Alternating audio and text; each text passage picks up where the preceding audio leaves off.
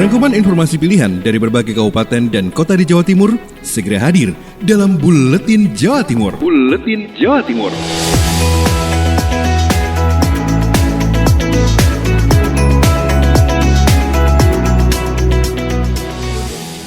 Halo sahabat, apa kabar? Kembali kita ikuti informasi-informasi teraktual dari beberapa kabupaten kota yang ada di Jawa Timur dalam Buletin Jawa Timur edisi Jumat 18 September 2020 bersama saya Akmal Mustafa. Informasi pertama datang dari Suara Kota Probolinggo. Ada Stebi Julionathan, tak patuhi protokol kesehatan, sanksi sosial siap menanti. Tak patuhi protokol kesehatan, sanksi sosial siap menanti. Pemerintah Kota Probolinggo bersama jajaran Forkopimda menggelar apel penegakan disiplin kesehatan sebagai upaya pencegahan penyebaran COVID-19 sekaligus operasi justisi di kawasan Pasar Baru Selasa pagi. Alhasil 37 warga yang kebanyakan tidak memakai masker pun harus menerima sanksi sosial usai mengikuti serangkaian sidang di tempat. Apel yang dimulai pukul 8 pagi ini dipimpin oleh Wali Kota Habib Hadi Zainal Abidin, didampingi oleh Wali Muhammad Saufis Sobri, Kapolresta AKBP Ambariyadi Wijaya, dan Dim 0820 Letkol Infantri Imam Wibowo, Ketua DPRD Abdul Mujib, Ketua Pengadilan Negeri Darwanto, dan perwakilan Kejari. Sementara itu peserta apel antara lain dari TNI, Polri, Satpol PP, dan Dishub, serta petugas pasar.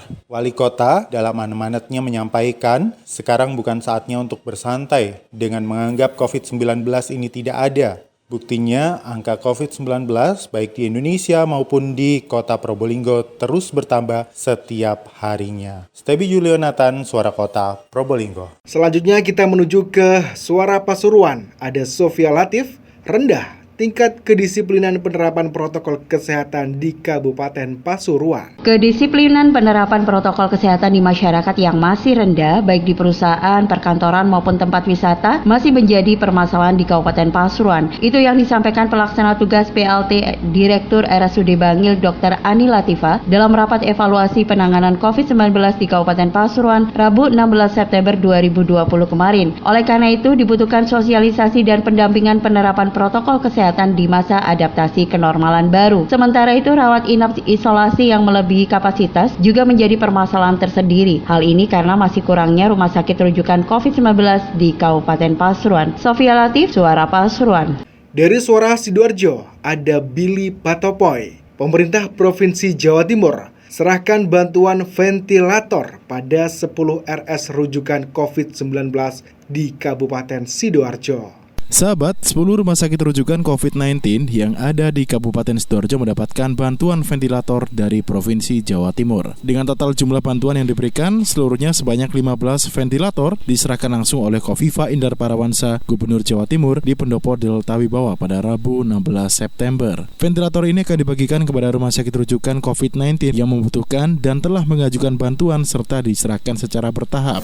Berapa jumlah yang mereka minta sesuai dengan ruang ICU, sesuai dengan dokter spesialis yang dibutuhkan, terutama adalah spesialis anestesi, maka itulah tim dari Pemprov menyampaikan sesuai dengan kira-kira kalau dia mendapatkan ventilator, ada nggak yang mengoperasikan, kebutuhannya berapa, maka ada perbedaan. Jumlah bantuan yang diberikan antara rumah sakit tidak sama, tergantung kebutuhan rumah sakit yang sesuai dengan tempat ICU maupun juga sumber daya manusianya. Demikian saya Billy Patopoy, Suara Sidoarjo. Selanjutnya kita menuju ke Mahardika Kota Blitar. Ada Kirana Nisa. Pemkot Blitar siapkan anggaran 3 miliar untuk APBD KPPS dan anggota Linmas Pilwali Blitar 2020. Hakim Sisworo, Kepala Bakes Bangpol dan PBD Kota Blitar, sekaligus menjabat sebagai Sekretaris Deks Pemilu Kota Blitar mengatakan, kebutuhan APD pada pelaksanaan Pilwali Kota Blitar 2020 memang cukup tinggi, oleh karena itu pemerintah kota mengalokasikan anggaran 3 miliar untuk mendukung protokol kesehatan pencegahan COVID-19. Hal itu dilakukan karena hingga kini anggaran pengadaan APD dari pusat ke KPU Kota Blitar belum ada kejelasan. Sementara pelaksanaan tahapan Pilwali 2020 terus bergulir. Hakim menegaskan anggaran 3 miliar rupiah itu berada di 2 OPD, yaitu Bakesbangpol PBD dan Satpol PP. Anggaran yang disiapkan di Bakesbangpol dan PBD sekitar 1,6 miliar rupiah untuk pengadaan APD KPPS, sedangkan 1,3 miliar rupiah berada di Satpol PP untuk anggota Linmas. Hakim menegaskan anggaran itu sudah disetujui di perubahan APBD 2020. Itu Pemkot menyediakan anggaran untuk APD protokol kesehatan di TPS. Kemudian untuk petugas pengamanan Linmas itu berada di Pol PP, itu anggarannya disiapkan juga. Kita menganggarkan hampir sekitar 3 miliar. Sementara itu Sobat, sesuai PKPU nomor 6 tahun 2020, tahapan Pilwali 2020 harus dilaksanakan dengan menganut protokol kesehatan COVID-19 yang ketat. Hal ini sebagai upaya mencegah munculnya klaster pilkada. Kirana Nisa, Mahardika FM. Selanjutnya kita menuju ke Pradia Suara Tuban, ada Ari Agustias. Wakil Bupati Tuban tegaskan tak ada KKN di proses penerimaan CPNS Formasi 2019. Wakil Bupati Tuban Nur Nahar Hussein menegaskan tidak ada praktik KKN dalam proses penerimaan CPNS Formasi 2019. Wabub mengatakan penerimaan CPNS saat ini jauh dari praktek KKN sebab semua dilakukan secara jujur dan transparan. Wabub mengingatkan agar seluruh peserta dan masyarakat pada umumnya agar tidak gampang percaya perihal isu pemungutan uang untuk bisa lolos tes CPNS. Bahwa pelaksanaan seleksi kemampuan bidang ini, pelaksanaan tes ini adalah tidak dipungut biaya. Kita melakukan ini dengan adil, jujur, dan transparan. Maka jangan percaya karena ini masa-masa krusial, biasanya banyak orang menawarkan jasa-jasa yang tidak bisa dipertanggungjawabkan. Maka ini melalui media ini saya sampaikan, jangan sekali-kali calon atau peserta tes ini nanti termakan isu atau bahkan termakan rayuan bujukan, nanti melakukan ada pungli, ada apa saja, bahwa ini saya pastikan tes ini dilakukan dengan jujur, adil, dan transparan. Diketahui jadwal pelaksanaan SKB CPNS Formasi 2019 Kabupaten Tuban pada tanggal 20 hingga 23 September 2020. Pelaksanaan dilakukan di Pendopo Krido Manunggal Tuban dengan protokol kesehatan ketat. Ari Agustias, Pradia Suara Tuban untuk Buletin Jawa Timur. Kita menuju ke RGR FM Tulungagung, ada Mega Kristi, goes bersama Gubernur Jawa Timur. Gubernur Jawa Timur Khofifah Indar Parawangsa bersama jajaran pemerintah Provinsi Jawa Timur dan Bupati Tulungagung Dr. Andes Marioto Biro MM bersama Forkopimda Kabupaten Tulungagung melaksanakan goes bersama sekaligus membagikan masker. Adapun rute yaitu berangkat dari Pendopo Kongasarum Kusumaning Bongso menuju Pasar Ngemplak dan dilanjutkan ke Pasar Kliwon Kauman untuk membagikan masker kepada pedagang pasar dan pengguna jalan. Hal ini dilakukan untuk mengkampanyekan dan mengedukasi masyarakat luas tentang disiplin protokol kesehatan, khususnya penggunaan masker memutus penyebaran virus COVID-19 di Kabupaten Tulungagung. Selanjutnya, Gubernur Jawa Timur Khofifah Indar Parawangsa mengunjungi industri kerajinan batik di Batik Gajah Mada, Desa Purworejo, Kecamatan Kauman. Dalam sambutannya, Khofifah Indar Parawangsa mengatakan UMKM usaha menengah kecil dan mikro harus bangkit di masa pandemi corona dan bisa memberikan daya dukung terhadap bangkitnya perekonomian di Kabupaten Tulungagung. Pemulihan ekonomi di masa pandemi ini harus mengikutsertakan peran UMKM secara lebih dominan yang telah terbukti sebagai background perekonomian di Jawa Timur. Saya Mega Kristi, 90,1 RGR FM Tulungagung. Selanjutnya kita menuju ke Ersal Nganjuk, ada Agustin Merdekawati, Dishub kaji pelintasan kereta api tanpa palang pintu. Kecelakaan maut di perlintasan kereta api tanpa palang pintu di Desa Selorejo Bagor menjadi perhatian Dinas Perhubungan Nganjuk. Mereka langsung mengkaji sejumlah perlintasan kereta api tanpa palang pintu lainnya yang ada di Nganjuk. Sekretaris Dishub Nganjuk Sujito mengatakan hingga kemarin pihaknya mengidentifikasi jumlah perlintasan sebidang yang tidak berpalang pintu. Melihat seringnya insiden kecelakaan di lokasi, Dishub akan mengambil beberapa opsi, yakni menutup perlintasan atau memberi palang pintu di tempat tersebut. Kajian keberadaan perlintasan sebidang dilakukan bidang angkutan kemacetan dan rekayasa lalu lintas. Kajian dilakukan karena pemasangan rambu merupakan kewenangan pemerintah daerah. Jalan di Desa Silorejo yang termasuk jalan desa sehingga kewenangan dari Dishub Nganjuk dan Pemda Nganjuk. Sesuai Undang-Undang Nomor 23 2007 tentang Perkeretaapian, menurut Sucipto di pasal 94 sudah dijelaskan untuk keselamatan perjalanan kereta api dan pemakai jalan perlintasan sebidang yang tidak memiliki izin harus ditutup. Izinnya dimaksud adalah terkait ada atau tidaknya perlengkapan atau lampu peringatan. Dari Agustin Merdekawati, Suara Anjuk Ladang Anjuk. Selanjutnya kita menuju ke Suara Lumajang, ada Bobi Wijayanto. Hidupkan kembali permainan tradisional gasing kayu. Tidak banyak generasi muda saat ini yang mengetahui serunya bermain gasing kayu. Permainan tradisional ini telah sedikit ditinggalkan karena kemajuan teknologi yang memanjakan generasi muda dengan permainan pada gadget.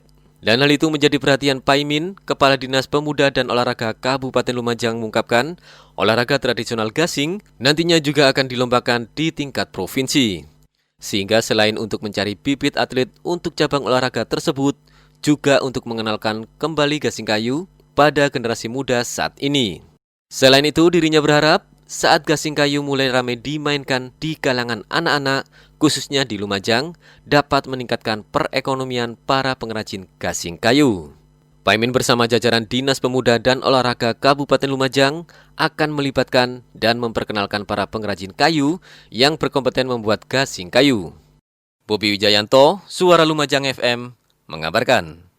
Dari Persada FM Kabupaten Blitar, ada Ninda Alivia. Kejadian laka laut mengakibatkan korban meninggal dunia. BPBD Kabupaten Blitar menilai masyarakat kurang waspada. Beberapa pekan terakhir di wilayah Kabupaten Blitar terjadi kecelakaan laut hingga mengakibatkan korban meninggal dunia. Kurangnya kewaspadaan masyarakat dinilai menjadi salah satu penyebab kecelakaan laut. Demikian dikatakan Kepala BPBD Kabupaten Blitar Ahmad Kholik. Dijelaskannya kondisi musim kemarau ataupun penghujan tidak menentu sehingga kemungkinan berpengaruh terhadap gelombang di laut. Pihaknya menghimbau seluruh masyarakat utamanya yang ingin berwisata di wilayah Blitar Selatan harus selalu menjaga diri dengan baik, menghindari tempat yang kemungkinan besar terjadi arus gelombang tinggi agar tidak menimbulkan korban. Selain itu, masyarakat yang sedang ke pantai wajib mematuhi rambu-rambu yang ada di sana, seperti tidak berenang dan tidak terlalu dekat dengan tebing. Kadang-kadang kita kemarau, kadang-kadang ada hujan. Itu juga mungkin berpengaruh juga terhadap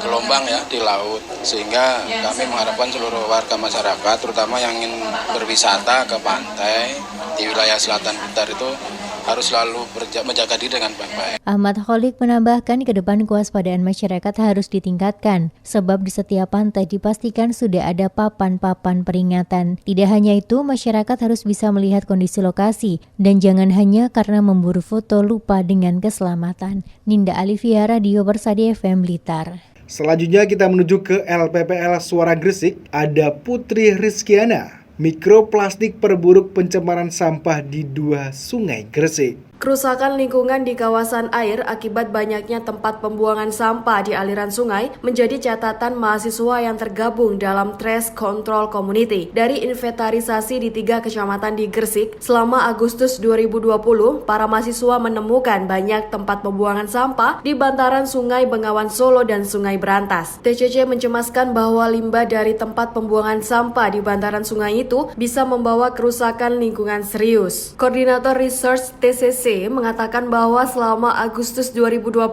mereka telah menginventarisasi timbunan sampah di Sungai Bengawan Solo yang melintasi Kecamatan Bunga, Sedayu, dan Ujung Pangka. Dari 3 kecamatan tersebut ditemukan lebih dari 54 titik timbunan sampah di sempadan sungai. Harapannya ada relawan pengontrol timbunan sampah plastik dan patroli sampah plastik, hingga regulasi pengurangan penggunaan plastik sekali pakai, supaya sempadan sungai menjadi daerah lindung dan ada larangan keras menjadikan sempadan sungai sebagai tempat sampah. Saya Putri Rizkiana mengabarkan dari Suara Gresik untuk Buletin Jawa Timur. Dari Suara Madiun ada Kiki Desilia, program kampung iklim di Kota Madiun. Wali Kota Madiun Maidi pimpin rakor persiapan verifikasi program Kampung Iklim atau Proklim. Rakor tersebut membahas persiapan 2 kelurahan di Kota Pendekar yang akan maju untuk ke tingkat nasional dan dilakukan penilaian terkait penerapan program Kampung Iklim di wilayah tersebut, yakni Kelurahan Rejomulyo dan Kelurahan Banjarjo. Wali Kota mengapresiasi capaian baik yang diterima oleh kedua kelurahan tersebut. Namun, Wali Kota mengatakan capaian baik ini akan lebih baik lagi jika tak hanya 2 kelurahan saja yang mendapatkannya.